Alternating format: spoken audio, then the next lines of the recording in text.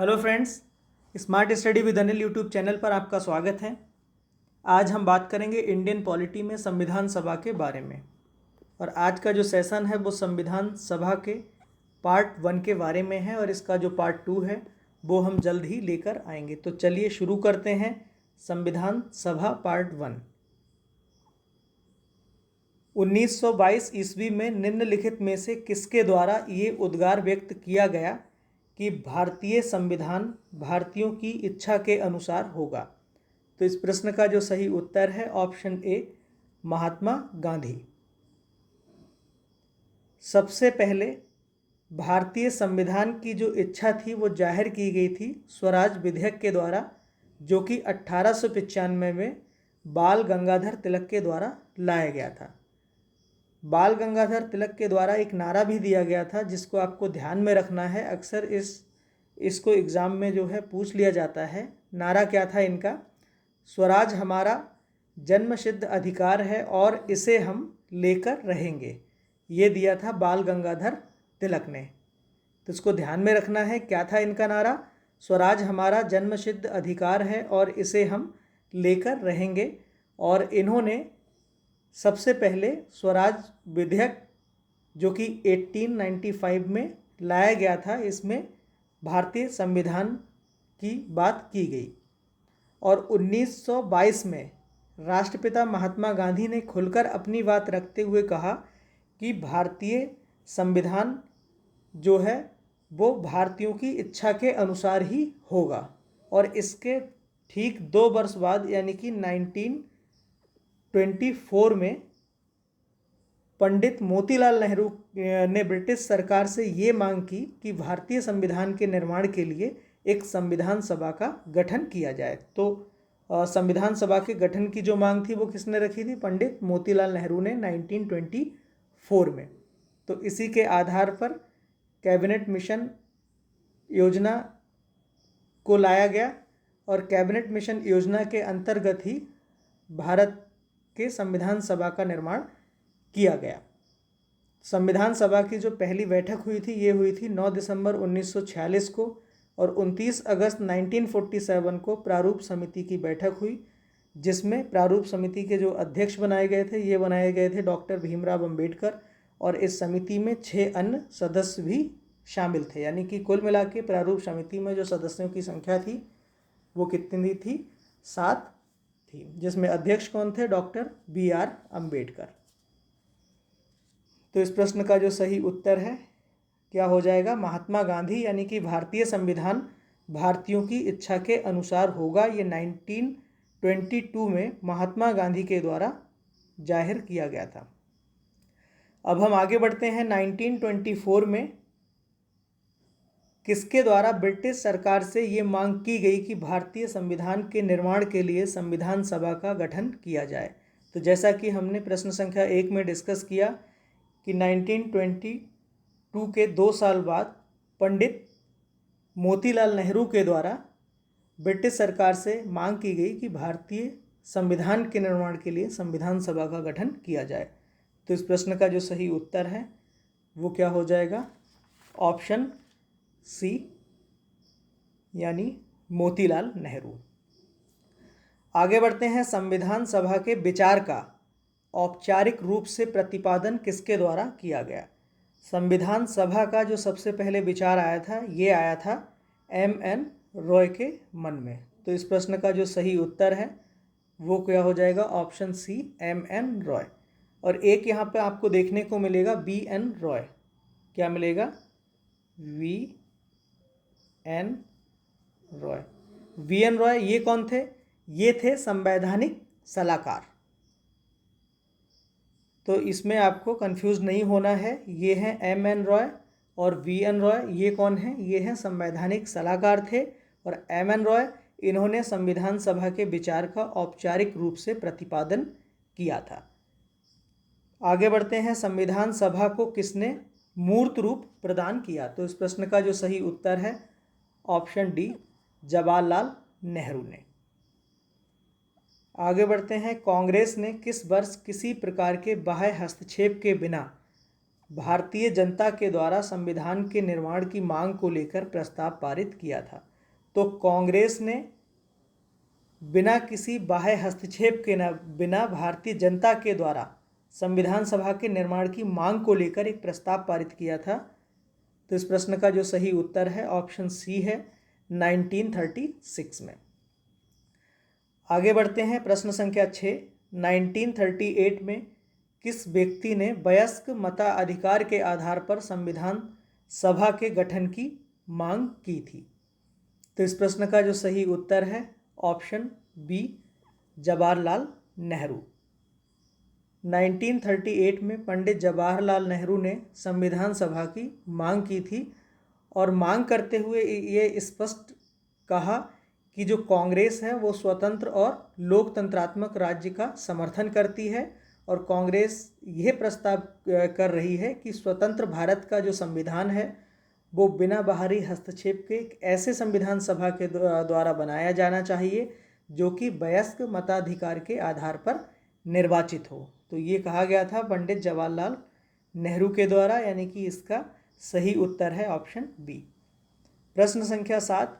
वर्ष 1942 में किस योजना के तहत ये स्वीकार किया गया कि भारत में एक निर्वाचित संविधान सभा का गठन होगा जो युद्धोपरांत संविधान का निर्माण करेगी? युद्धोपरांत का मतलब है कि 1942 के आसपास द्वितीय विश्व युद्ध चल रहा था, तो यहाँ पर युद्धोपरांत का मतलब है कि द्वितीय विश्व युद्ध जब समाप्त हो जाएगा तो भारतीयों के द्वारा एक संविधान सभा का गठन किया जाएगा और संविधान का निर्माण किया जाएगा। तो अगर हम इस प्रश्न का सही उत्तर की बात करें तो ये हो जाएगा option A, Cripps mission, Cripps योजना। यानी कि क्रिप्स योजना आई थी और इसमें क्या प्रावधान थे, इसको 22 मार्च 1942 को, कब, क्रिप्स मिशन यानी कि क्रिप्स योजना को 22 मार्च 1942 में ब्रिटिश सरकार के द्वारा भारत में भेजा जाने वाला एक मिशन था जिसका उद्देश्य था कि द्वितीय विश्व युद्ध के समय अपने लिए भारत का पूर्ण सहयोग प्राप्त करना था। इसके जो अध्यक्ष थे वो कौन थे? स्टैफोर्ड क्रिप्स थे। तो क्रिप्स मिशन या क्रिप्स योजना, इसके तहत ये स्वीकार किया गया था 1942 में कि भारत में एक निर्वाचित संविधान सभा का गठन किया जाएगा जो कब किया जाएगा? युद्ध के उपरांत। तो इस प्रश्न का जो सही उत्तर है ऑप्शन ए, क्रिप्स योजना। आगे बढ़ते हैं, संविधान सभा के गठन की मांग सर्वप्रथम 1895 में किसके द्वारा प्रस्तुत की गई? तो इस प्रश्न का जो सही उत्तर है ऑप्शन डी है, बाल गंगाधर तिलक। जैसा कि हमने प्रश्न संख्या 1 में डिस्कस किया था कि 1895 में बाल गंगाधर तिलक के द्वारा एक स्वराज विधेयक लाया गया था जिसमें संविधान सभा के गठन की मांग की गई थी। तो इस प्रश्न का जो सही उत्तर हो जाएगा ये हो जाएगा बाल गंगाधर तिलक। किस में मांग की गई थी? स्वराज विधेयक में, स्वराज विधेयक। और इन्होंने एक नारा भी दिया था। क्या नारा दिया था? हमने अभी इसके बारे में डिस्कस किया कि स्वराज हमारा जन्मसिद्ध अधिकार है और इसे हम लेकर रहेंगे। आगे बढ़ते हैं, प्रश्न संख्या 9। भारत की संविधान सभा गठित करने का आधार क्या था? यानी कि भारत की जो संविधान सभा है उसको किस आधार पर गठित किया गया? तो इस प्रश्न का जो सही उत्तर है option B, cabinet mission plan 1946। यानी कि कैबिनेट मिशन योजना के तहत भारत की संविधान सभा का गठन किया गया और जिसने संविधान का निर्माण किया। आगे बढ़ते हैं, प्रश्न संख्या 10। भारत की संविधान सभा किसके अनुसार गठित की गई? किसके अनुसार गठित की गई? तो इस प्रश्न का जो सही उत्तर है ऑप्शन डी है, कैबिनेट मिशन योजना के तहत भारत की संविधान सभा का गठन किया गया।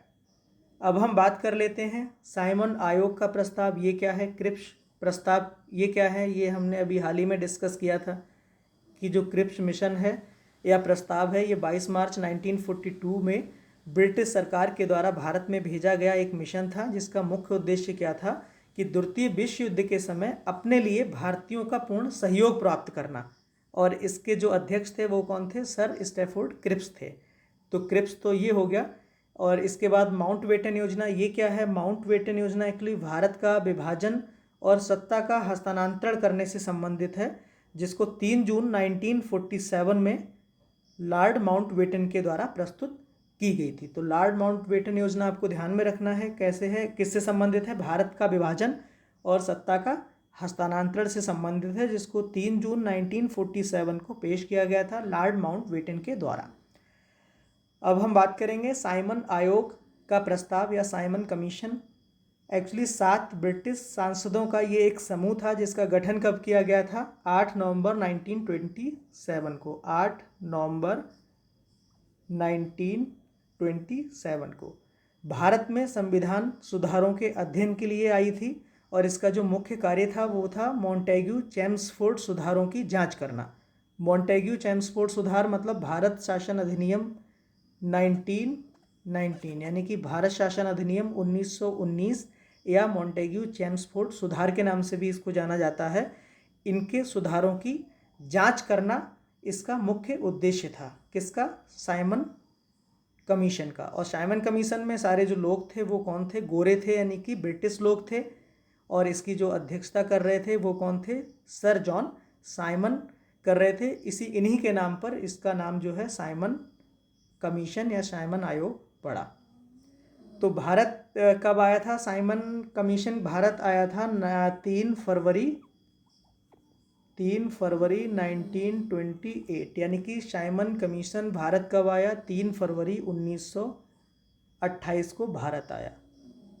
और जो साइमन कमीशन है इसको श्वेत कमीशन भी कहा जाता है, क्योंकि इसमें जो 7 सदस्य थे वो सारे श्वेत यानी कि गोरे यानी कि ब्रिटिश थे, इसलिए इसको श्वेत कमीशन भी कहा जाता है। ये आपको ध्यान में रखना है।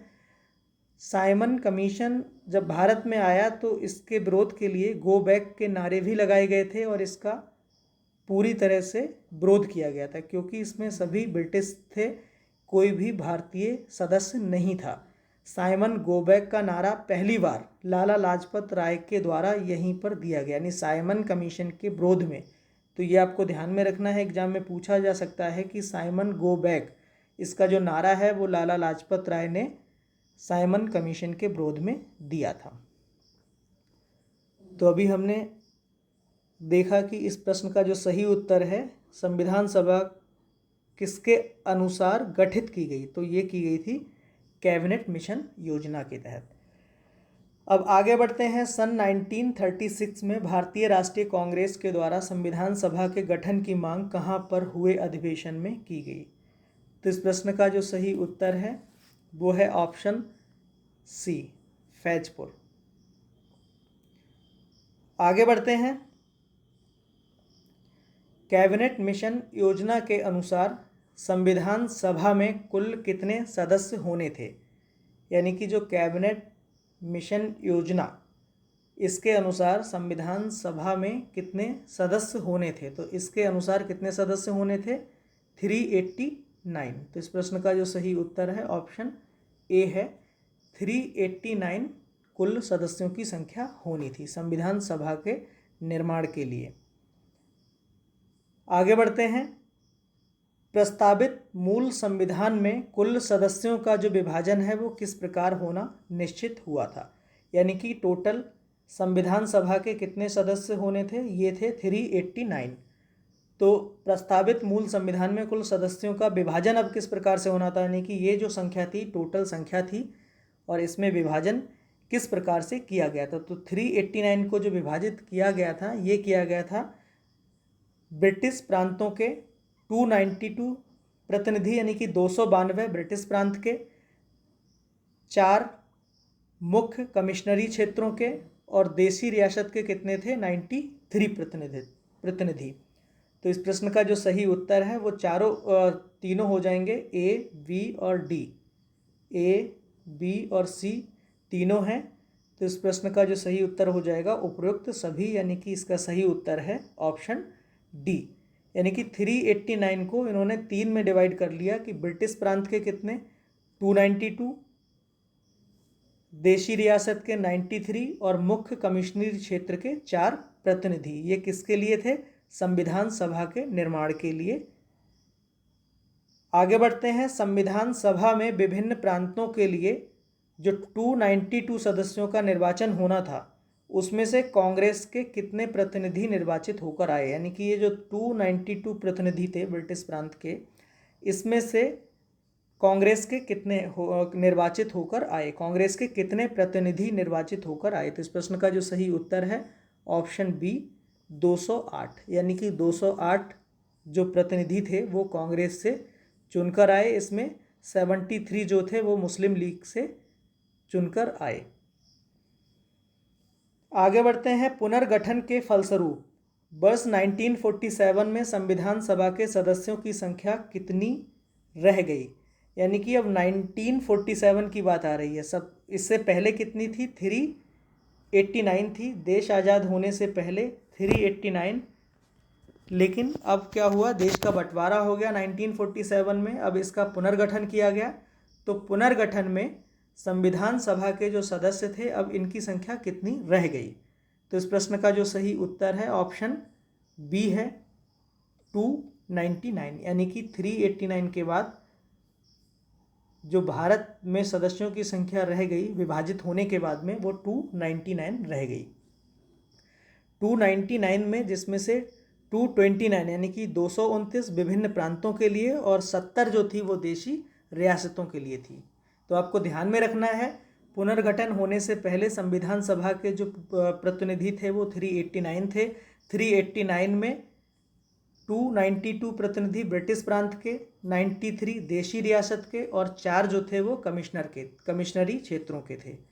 और पुनर्गठन के बाद ये जो संख्या रह गई थी 299 रह गई थी, जिसमें से ध्यान रखना है 229 विभिन्न प्रांतों के और 70 देशी रियासत के।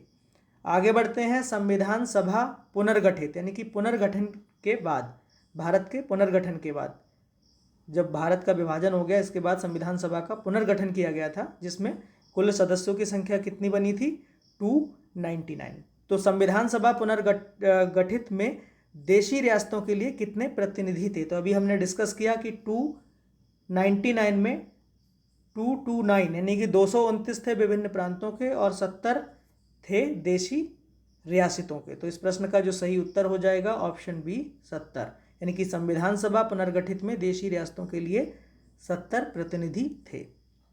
आगे बढ़ते हैं। 17 प्रश्न संख्या, पुनर्गठित संविधान सभा में विभिन्न प्रांतों के लिए कितने प्रतिनिधि थे। तो इस प्रश्न का जो सही उत्तर है वो हो जाएगा बी, हमने भी डिस्कस किया कितना, 229। आगे बढ़ते हैं। कैबिनेट मिशन योजना के अंतर्गत संविधान निर्मात्री परिषद में प्रत्येक प्रांत की आवंटित सदस्य संख्या निर्धारित करने के लिए एक प्रतिनिधि कितनी जनसंख्या के अनुपात में था।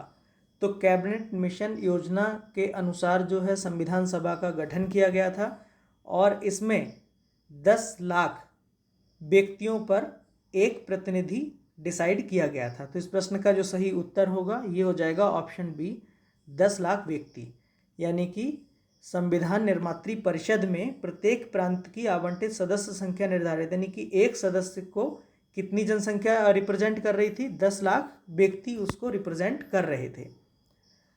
आगे बढ़ते हैं। संविधान सभा के सदस्यों को निम्न में से किसने प्रत्यक्ष रूप से निर्वाचित किया। तो इस प्रश्न का जो सही उत्तर है ऑप्शन ए, प्रांतों की विधानसभाओं के द्वारा, यानी कि संविधान सभा के जो अभी निर्वाचन हुआ था इसमें वो क्या हुआ था, प्रांतों के प्रतिनिधियों के द्वारा हुआ था। तो इसका जो सही उत्तर हो जाएगा, जिसमें मतलब अगर हम विभाजन से पहले की बात करें तो 292 ब्रिटिश प्रांतों के थे, 4 चीफ कमिश्नर प्रांतों के और 93 देशी रियासत के थे। लेकिन अगर हम पुनर्गठन के बाद की बात करें, यानी कि देश आज़ाद होने के बाद, बंटवारे के बाद तो 299 था पुनर्गठन के बाद में, जिसमें से 229 विभिन्न प्रांतों के थे और 70 देशी रियासतों से थे। तो इसमें प्रांतों की विधानसभा। आगे बढ़ते हैं। संविधान सभा के किस प्रांत का प्रतिनिधित्व सबसे अधिक था। तो इस प्रश्न का जो सही उत्तर है ऑप्शन डी है, संयुक्त प्रांत। संयुक्त प्रांत या इसको यूनाइटेड प्रोविंसेस बोलते थे, जो कि वर्तमान में उत्तर प्रदेश और उत्तराखंड को मिलाकर जो बनता है वो एरिया क्या कहलाता था, वो क्षेत्र कहलाता था संयुक्त प्रांत या यूनाइटेड प्रोविंसेस। तो संविधान सभा में संयुक्त प्रांत से जो प्रतिनिधित्व था वो सबसे अधिक था, ये आपको ध्यान में रखना है। आगे बढ़ते हैं।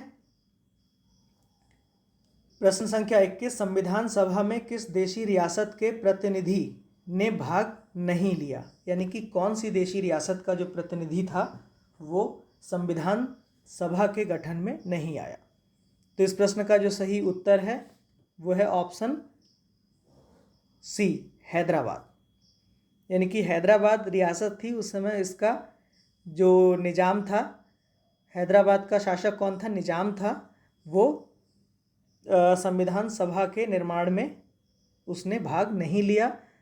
और जब देश आज़ाद हो रहा था तो 3 रियासतें थी जो भारत में नहीं मिल रही थी। कौन कौन सी? एक हैदराबाद थी, एक कश्मीर थी और एक जूनागढ़ थी। तो इसमें हैदराबाद को तो क्या हुआ, पुलिस कार्रवाई के द्वारा इसको भारत में विलय कर लिया गया था। और कश्मीर के उस समय जो महाराजा थे, कौन थे? महाराजा हरि सिंह थे इसके शासक। और कश्मीर को भारत में विलय कैसे किया गया था? इसको किया गया था विलय पत्र पर हस्ताक्षर करके। ये एग्जाम में कई बार पूछा जाता है।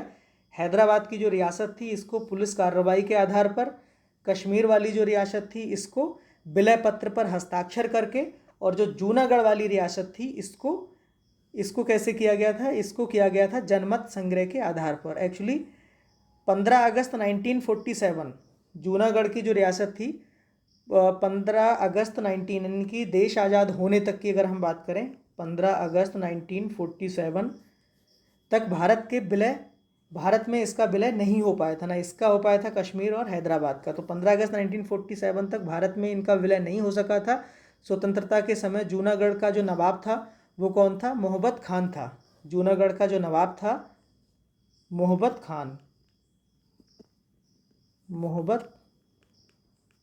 खान था। जबकि अधिकांश जनता थी जूनागढ़ की वो थी गैर मुस्लिम। और 1947 में ही शहनवाज भुट्टो जूनागढ़ का दीवान बन गया था, जो मुस्लिम लीग के नेता और पाकिस्तान का संस्थापक कौन? मोहम्मद अली जिन्ना, उसका रिश्तेदार था। तो पाकिस्तान में दीवान के कहने पर नवाब ने रियासत का विलय की जो है घोषणा कर दी थी। यानी कि जो दीवान था, कौन दीवान था? शहनवाज भुट्टो। इसके कहने पर जो शासक था मोहब्बत खान, इसने जूनागढ़ रियासत का जो विलय है वो पाकिस्तान में करने की घोषणा कर दी। जिससे क्या हुआ, सरदार वल्लभ भाई पटेल काफ़ी आक्रोशित हो गए और उन्होंने वहाँ पर जनमत संग्रह कराकर जूनागढ़ को भारत में विलय किया। तो इसीलिए सरदार पटेल को आधुनिक भारत का निर्माता अथवा लौह पुरुष के नाम से भी जानते हैं, क्योंकि इन्होंने जूनागढ़, कश्मीर और हैदराबाद जैसी रियासतों को भारत में विलय कराया। तो इसीलिए इनको आधुनिक भारत का निर्माता अथवा लौह पुरुष के नाम से जाना जाता है। तो इस प्रश्न का जो सही उत्तर है, यानी कि संविधान सभा में कौन सी ऐसी देशी रियासत है जिसके प्रतिनिधि ने भाग नहीं लिया था, तो ये हो जाएगी हैदराबाद। आगे बढ़ते हैं। BR अम्बेडकर का संविधान सभा में निर्वाचन हुआ था, यानी कि कहाँ से हुआ था? तो इस प्रश्न का जो सही उत्तर है वो है ऑप्शन ए, पश्चिम बंगाल। आगे बढ़ते हैं। मुस्लिम लीग ने किस कारण संविधान सभा का बहिष्कार किया था?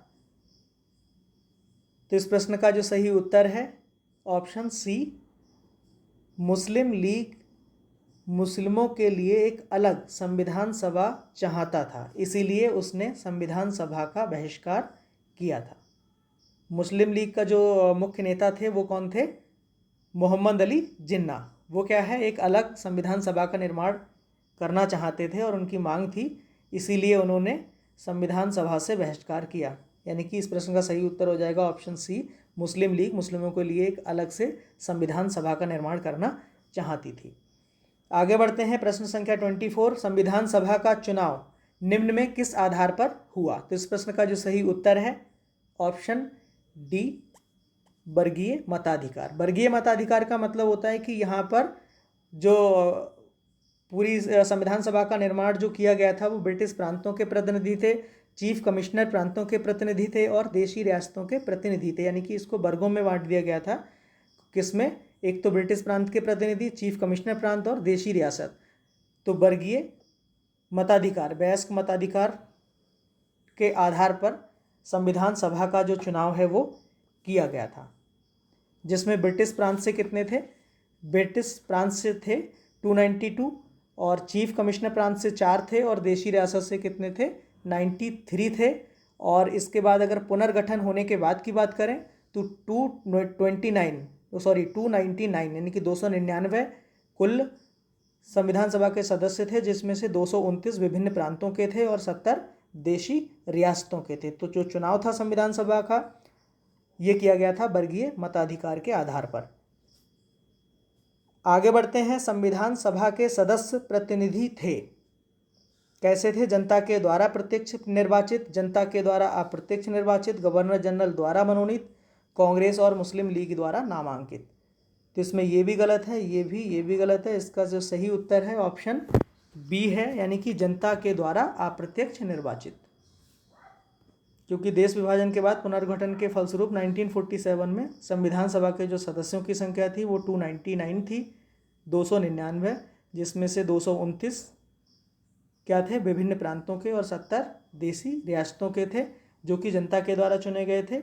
इसलिए ये जो प्रतिनिधि थे उनके द्वारा ही संविधान सभा का गठन किया गया था। तो ये जनता के द्वारा अप्रत्यक्ष निर्वाचित थे, यानी कि डायरेक्ट जनता के द्वारा ये प्रतिनिधि नहीं चुने गए थे।